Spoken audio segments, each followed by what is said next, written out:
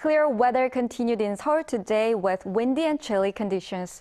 Tomorrow morning, Seoul will be at 7 degrees Celsius, which will be 4 degrees lower than today. However, from the daytime onward, temperatures will warm up again with typical autumn weather and large daily temperature differences. In addition, we need to be careful about the strong winds. In particular, strong winds of more than 30 meters per second will hit the mountainous areas of eastern parts of Gangwon-do Province, where a strong wind warning is in effect.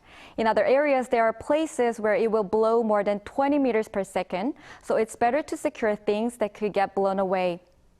Tomorrow, Daegu will start off at 8 degrees, Gwangju 9 degrees. Highs will move up to 19 in Seoul, Chuncheon, and Daejeon, Busan 23 degrees. Inland areas are expected to be mostly clear, and autumn weather with large daily temperature differences will continue for the time being. That's all for Korea. Here are the weather conditions around the world.